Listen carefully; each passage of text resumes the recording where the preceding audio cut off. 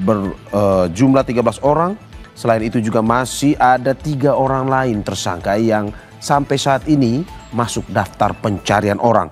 Mana rekan-rekan bisa melihat di belakang kita adalah para tersangka yang berjumlah 13 orang yang sudah kita amankan. Baik, kita mulai untuk penyampaian press release ini. Siaran pers tentang ungkap kasus tindak pidana penculikan anak di bawah umur dan atau perdagangan orang dan atau barang siapa dengan sengaja mencabut orang yang belum dewasa dari kuasa yang sah atasnya atau dari penjagaan orang yang dengan sah menjalankan penjagaan itu, ya.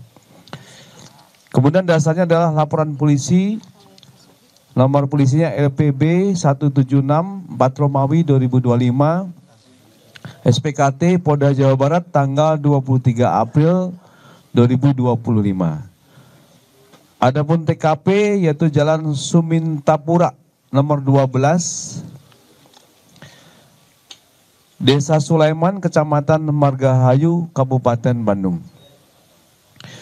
Modus operandi yang bisa kami sampaikan di sini adalah tersangka AF, ya, yang merupakan perekrut dari jaringan bayi ini, menghubungi orang tua bayi yang mengiklankan bayi yang masih dalam kandungan lewat media sosial yaitu Facebook, kemudian sepakat untuk bertemu.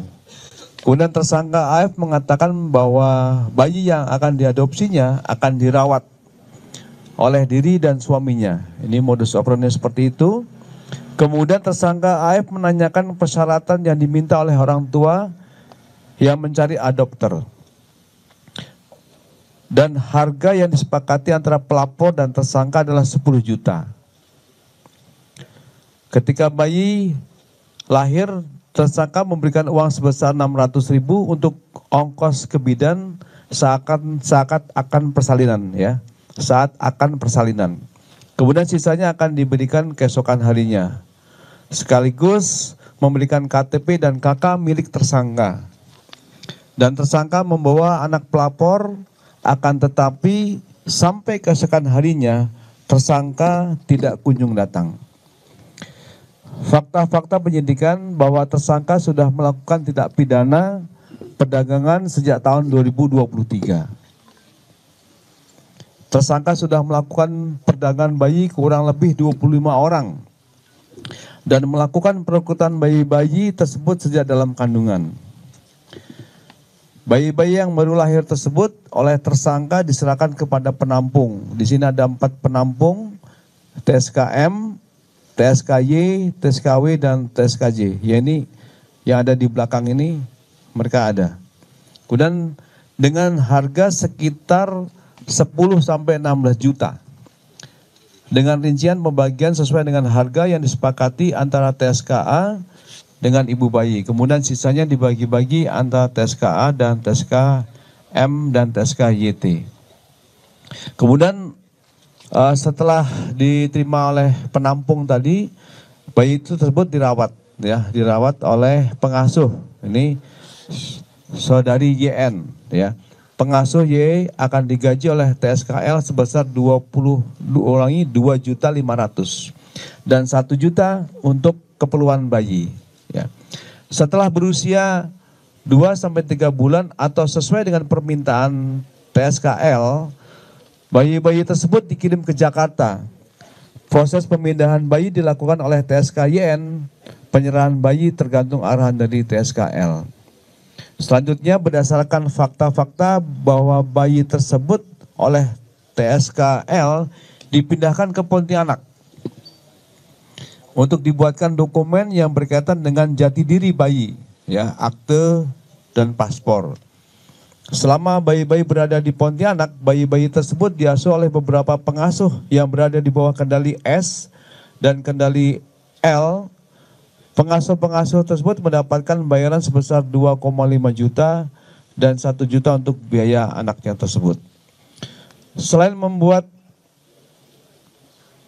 akte kena lahir, paspor, dan dokumen, proses pembuatan dokumen tersebut, tersangka S memasukkan surat keterangan lahir dan KK.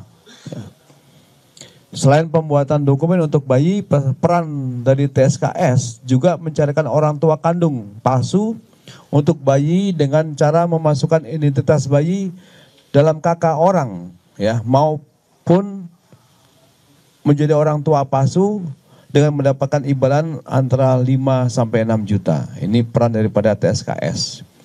Kemudian bayi-bayi ini selanjutnya diadopsi secara ilegal di negara Singapura. Kemudian uraian singkat kejadian pada tanggal 3 April 2025 pelapor masuk ke grup adopsi Harapan Amanah. Ya. Kemudian pada tanggal 4 April 2025 pelapor menemukan postingan akun lain yang isinya adalah saya adopter mencari bayi yang persyaratannya nggak ribet. Kemudian pelapor menanggapi di kolom postingan tersebut, ya, ada L bulan April jika laki-laki. Ini pada postingannya dideteksi oleh penyidik pada pukul 20.55 WIB. Tersangka AF melihat komentar tersebut dan mengirim pesan Facebook kepada pelapor menanyakan syarat adopsi, dan L yang kemudian berlanjut menanyakan syarat adopsi, ya, berkirim pesan dan bertukar nomor WhatsApp. Jadi setelah berbincangan di media sosial Facebook tadi, mereka akhirnya japri di WhatsApp. Kemudian pada tanggal 5 April 2025, tersangka AF bersama dengan tersangka NY datang ke rumah pelapor untuk membicarakan proses adopsi. Tersangka AF mengaku ingin mengadopsi bayi tersebut untuk pribadi dengan alasan sudah menikah lama dan belum dikaruniai anak. Ini modusnya seperti itu. Dan pada tanggal 6 April tersangka AF membawa istri pelapor ke bidan untuk diperiksa kandungan yang saat itu sudah pembukaan 3 maju ke 4. Sore harinya tersangka AF bersama dengan tersangka NY datang ke bidan untuk mendampingi proses kelahiran. Pada tanggal 9 April 2025 tersangka AF bersama dengan tersangka NY datang ke rumah untuk mengambil bayi yang kemudian diserahkan kepada tersangka DHH. Ya. DHH sudah membawa saudari C, yaitu klien yang mengadopsi bayi saudari C, dengan membayar 11 juta kepada AF, yang pembagiannya 5 juta kepada korban, ya, 2.300.000 untuk membayar biaya persalinan, 600 transfer transportasi pelapor ke bidan, ya, 300 upah tersangka DH, ya, kemudian 400.000 upah tersangka YN, dan 60.000 biaya periksa bidan, 50.000 tersangka AF memberi kepada istri pelapor, dan 2.290.000 untuk tersangka AF. Jadi yang rincian dari 11 juta tadi. Kemudian tersangka AF telah diamankan di rumahnya di Kabupaten Bandung, dan sejak tanggal 3 Juli tersangka telah dilakukan penahanan di Polda Jabar. Tersangka YN diamankan di rumahnya di Kabupaten Bandung, dan sejak tanggal 6 Juli tersangka telah dilakukan penahanan di Polda Jabar. Tersangka DHH dan EM diamankan di rumahnya di Kabupaten Bandung, dan sejak tanggal 6 Juli tersangka telah dilakukan penahanan di Polda Jabar juga. Kemudian untuk tersangka yang sudah diamankan, dari rilis kita pertama kemarin doorstop itu adalah 12 orang, dan saat ini ada penambahan 1 tersangka menjadi 13 orang dengan inisial Y, usianya 35 tahun, perempuan. Untuk KTP ini di Jakarta, tetapi yang bersangkutan tinggal di Kalimantan Barat, jadi tepatnya di Pontianak, di tempat penampungan tersebut. Kemudian ada 3 tersangka yang saat ini sedang kita DPO-kan, ya, saudari P, kemudian saudari NY, dan saudari YT. Kemudian untuk kondisi anak-anak kita yang saat ini kita tampung di rumah penampungan, dan rekan-rekan juga kemarin sudah ada beberapa yang berkunjung ke sana.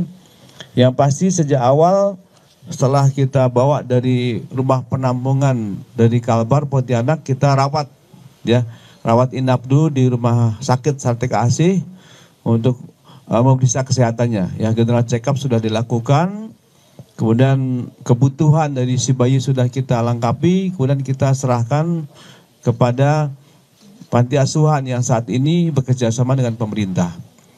Kemudian untuk saksi-saksi, rekan-rekan sekalian, bahwa untuk saksi-saksi sudah diperiksa oleh Direktorat Reserse Umum ini berjumlah 13 orang. Ya. Pertama adalah saudara DH sebagai pelapor, kemudian saksi ada kurang lebih 12 orang. Ya. Kemudian untuk barang bukti, rekan-rekan sekalian tadi sudah kita perlihatkan di awal barang bukti yang berhasil kita sita yang mendukung untuk proses penyidikan ini. Namun saya rinci bahwa 13 barang bukti ini terdiri dari 26 lembar fotokopi akte, ya, ada di sini, ya. Kemudian 15 lembar fotokopi kartu keluarga, 26 KTP, kemudian 8 akte perkawinan, 2 bundel hasil lab, 2 bundel paspor, 4 bundel rekening koran, 9 HP, ya.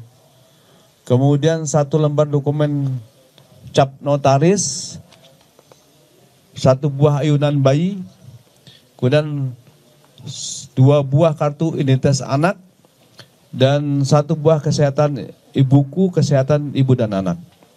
Kemudian rekan-rekan sekalian, kami sampaikan untuk undang-undang yang dipersangkakan.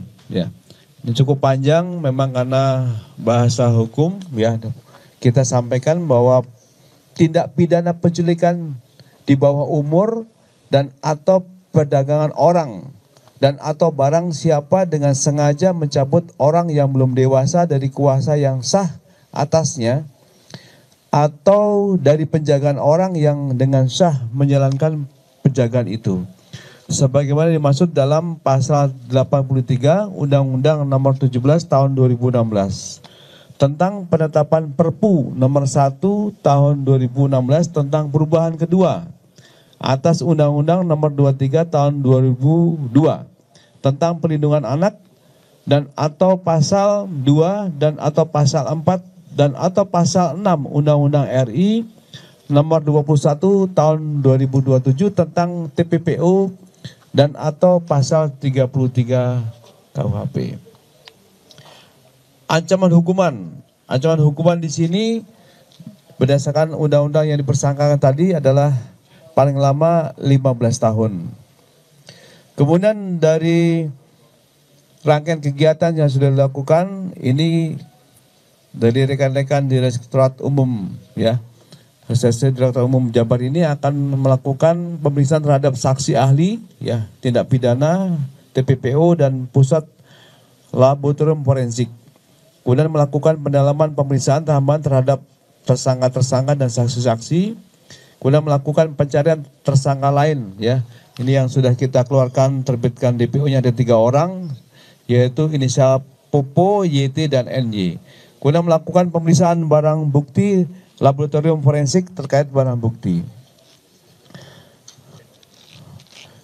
Rekan-rekan sekalian, inilah press conference yang sudah kami sampaikan pada hari ini, dan di hadapan rekan-rekan juga sudah kita tampilkan tersangka-tersangka yang merupakan jaringan untuk penculikan anak ini dan penjualan anak, dan TKP-nya ada di beberapa tempat, ya, ada di Kabupaten Bandung, kemudian Pontianak, dan yang berdasarkan keterangan tersangka ini sudah melakukan penjualan anak sebanyak 25, dan ini larinya ke Singapura.